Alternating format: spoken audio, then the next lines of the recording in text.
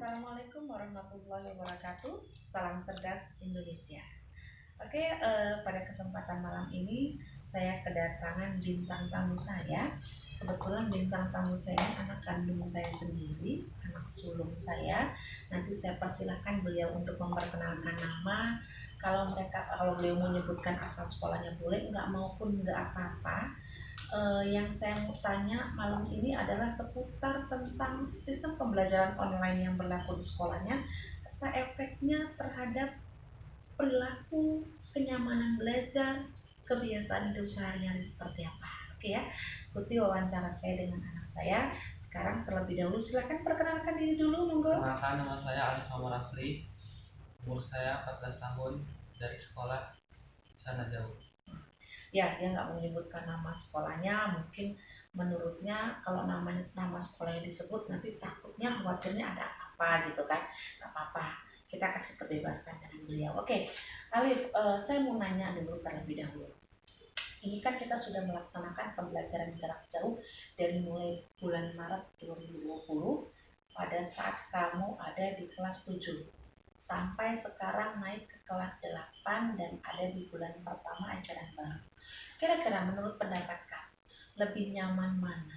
Belajar tatap muka di sekolah atau belajar jarak jauh di rumah? Sedangkan belajar di rumah itu nyaman, bisa pakai celana pendek, bisa belum mandi, bisa pakai baju bolong-bolong pun orang nggak tahu. Yang penting kamu mengerjakan tugas. Ayo, coba menurut kamu mana yang paling Enakan tatap muka, enakan tatap muka? Alasannya apa? karena kalau belajar daring lebih ribet. Lebih ribet. Terus tatap muka nggak ribet? Enggak. Terus tatap muka juga, kalau guru ngejelasin lebih ngerti. Oh, lebih paham ketika guru menjelaskan tatap muka.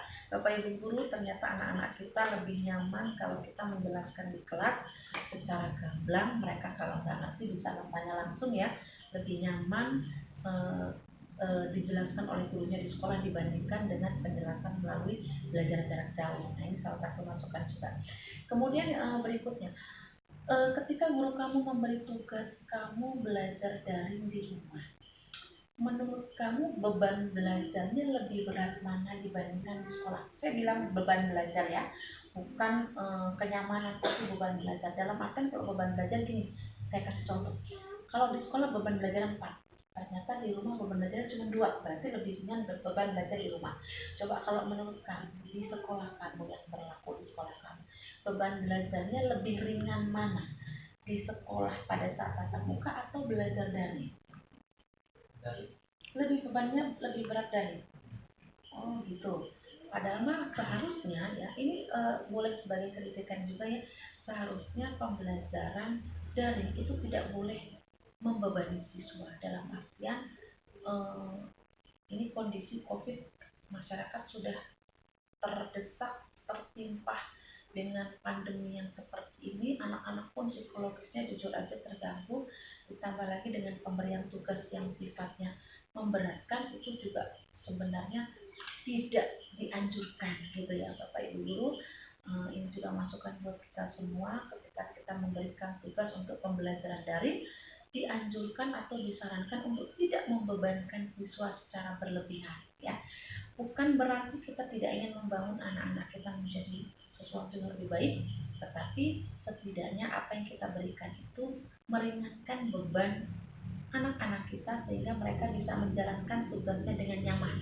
Ya. Tapi anak-anak juga nggak boleh teledor dalam artian belajar dikasih kesempatan di rumah, menuntut guru untuk tidak boleh memberikan tugas dalam jumlah banyak, tetapi waktunya habis digunakan untuk main-main hal-hal yang nggak penting, ngerti kan? Misalnya waktu yang seharusnya digunakan untuk belajar digunakan untuk nge-game, kan nggak manfaat gitu. Lebih manfaat lagi kalau digunakan untuk ibadah atau belajar. Itu mungkin harapan guru kamu di sekolah memberi tugas dalam jumlah banyak di rumah. Salah satunya saya yakin mungkin harapannya supaya waktu kalian di rumah tidak dimanfaatkan secara sembarang. Jadi memang benar-benar dituntut anak di rumah untuk belajar, bukan untuk bermain-main yang hal nggak penting. Nah, saya nggak bilang cuma game aja, karena banyak hal nggak penting di rumah yang dilakukan yang saya lihat memang tidak manfaat. Gitu, paham ya maksud saya? Oke Alif, sekarang saya mau tanya lagi nih, mau tanya lagi. Kira-kira harapan kamu apa sih dengan kondisi seperti ini? Kamu pengen belajar tatap muka, tapi pemerintah tidak mengizinkan. Bahkan pemerintah sudah memperlakukan peraturan sampai Desember kita belajarnya dari. Harapan kamu apa dengan kondisi seperti ini? Ngasih tugas menjelaskannya harus detail. Harus detail, seperti di sekolah. Iya. Menjelaskan detail di sekolah itu dalam bentuk video atau dalam bentuk link video. Harusnya gurunya menjelaskan seperti video, seperti gurunya ngajar direkam terus di-share ke anak-anak gitu ya. Terus memberikan tugasnya sesuai dengan apa yang diajarkan. Jadi siswa nggak lari kemana-mana gitu maksudnya. Oke Bapak Ibu Guru, ini juga salah satu masukan buat kita selaku pendidik bahwa memberikan tugas layaknya harus disesuaikan dengan materi yang dibagi ke anak-anak. Jadi jangan sampai materinya yang dibagi B, tugasnya C. Materinya dibagi A, tugasnya ABC gitu kan. Siswa juga merasa ini larinya kemana, berarti dia harus mencari-cari sesuatu yang gurunya nggak berikan gitu ya. Nggak apa-apa. Ini juga sebagai masukan. Menurut Alif, ini sekarang ya sehubungan dengan kondisi pandemi seperti ini kita tidak diizinkan sering-sering keluar kemana-mana. Menurut kamu, seandainya nih kamu diberikan pilihan, belajar di rumah waktunya lebih pendek atau belajar di sekolah waktunya lebih panjang, tetap pilihannya di sekolah lebih panjang. Alasannya? Ya, kalau di rumah itu lebih ribet, terus habisin kuota juga. Terus kan di sekolah juga kan lebih ngerti, lebih paham. Bukan karena pengen ketemu teman-teman yang menyenangkan atau yang menghibur itu juga. Jadi salah satunya adalah pengen bertemu dengan teman-teman yang memang membuat kamu nyaman gitu ya. Berarti merindukan kawan-kawan di lingkungan sekolah gitu ya. Oke, kalau memang kondisinya demikian, berarti harapan kamu pengen pandemi ini segera berakhir, terus belajar di sekolah, bisa ketemu kawan-kawannya, bisa bertemu dengan lingkungan sekolah yang menyenangkan, bisa lebih nyaman gitu ya. Sekarang gini, saran kamu buat guru kamu, buat bapak ibu guru kamu yang memberikan tugas online yang menurut kamu berat, kira-kira sarannya apa? Saya nggak bilang kamu mau memprotes ya, bukan protes, ini saran, ini bapak ibu, ini mungkin saran bukan protes. Kira-kira saran kamu apa? Ya kalau masih tugas menjelaskannya yang detail, berarti yang selengkap-lengkapnya, sejelas-jelasnya, sehingga anak tidak dituntut mencari kemana-mana. Tapi bukankah ilmu itu bisa diperoleh dari mana saja? Bisa dari Google, bisa dari YouTube, bisa dari link pembelajaran lain, tanpa harus diberikan oleh guru secara luas, secara sempurna. Suka googling? Suka. Kamu lebih yakin jawaban googling atau lebih yakin jawaban Google juga belum tentu benar? Ya, Google juga belum tentu benar. Kamu harus dicek kebenarannya ya. Dan juga kita buka Google, ada banyak versi jawaban, dan kita pun harus cek kebenarannya, ketepatannya jawaban. Memang nggak bisa 100% mengandalkan Google. Itu dia. Terus buat Alif sendiri, sepanjang kamu hidup, saya mau tanya nih ya, kamu kan usianya tadi udah 13 tahun ya, sudah 13 tahun, kebetulan di usia sekarang ini kamu menghadapi kondisi pandemi seperti ini. Kira-kira menurut kamu dalam sepanjang hidup kamu,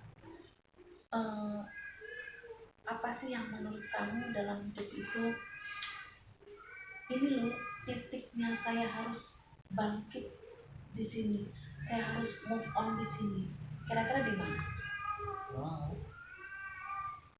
Sepanjang kamu hidup dari kecil sampai seumur ini, kan udah berapa tahun sekolahnya? Udah mau 8 tahun kan mengenyam pendidikan sekolah ya. Kalau 13 tahun kamu sudah dari lahir ya. Kalau dari sekolah kan kamu kenal banyak orang, kenal banyak kawan, bergaul sama kawan. Pernah nggak di lingkungan sekolah di lingkungan sekolah kamu merasa disudutkan oleh kalangan tertentu atau teman-teman tertentu menyudutkan kamu, sehingga kamu, saya nggak mau seperti ini, saya harus beda, saya harus bangkit, saya harus move on dari kondisi yang saya bisa, biar tidak disudutkan oleh orang. Pernah nggak? Nggak pernah disudutkan. Iya, nggak pernah disudutkan. Berarti kamu bukan tipe anak yang suka dibully, disudutkan. Kamu kalau di sekolah tipenya seperti apa? Yang membuli. Malah ngebully.